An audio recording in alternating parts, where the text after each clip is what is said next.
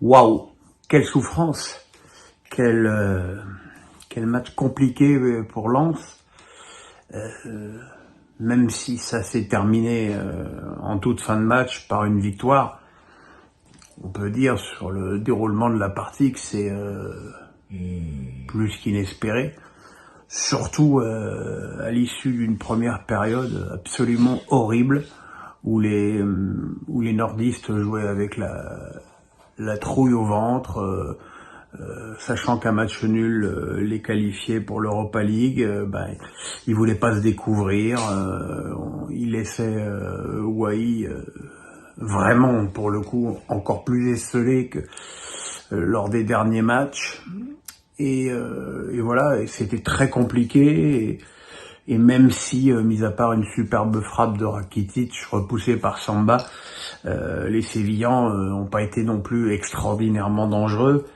C'était à la mi-chemin de ce match, c'était quand même assez inquiétant. La deuxième période a été meilleure, les Lensois ont mis plus d'impact dans leur jeu, mais c'était toujours très compliqué.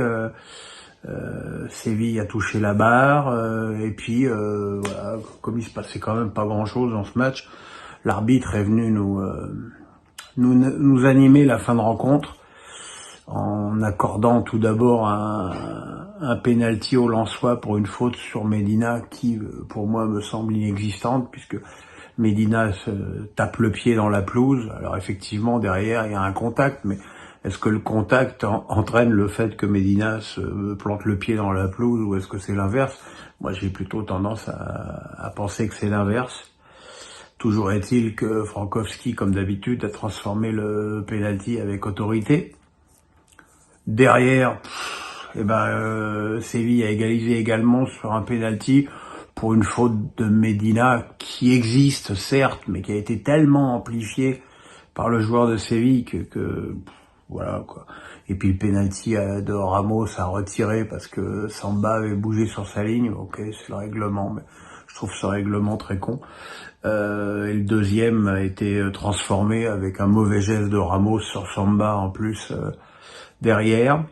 Et puis voilà, 7 minutes d'arrêt de jeu, Séville qui pousse, qui cherche à marquer ce deuxième but qui éliminerait Lens, et c'est finalement Sotoka qui va contrer un ballon dans les pieds de Goudelj et qui envoie Fulgini marquer d'un petit tir croisé très bien placé.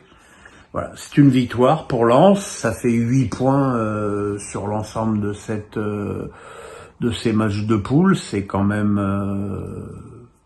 vraiment bien pour une équipe qu'on n'attendait pas à ce niveau. Bien sûr, ce match-là n'est pas super rassurant, mais bon, j'ai envie de vous dire qu'on s'en fout un peu, que l'essentiel c'est de se qualifier et de voir un printemps européen pour Lens. Et puis pour l'indice UEFA de la France, ça fait une victoire de plus, ce qui est bon à prendre. Voilà, on se retrouve demain pour Dortmund PSG, jeudi pour les autres équipes européennes, vendredi pour les pronos, samedi et dimanche pour le championnat.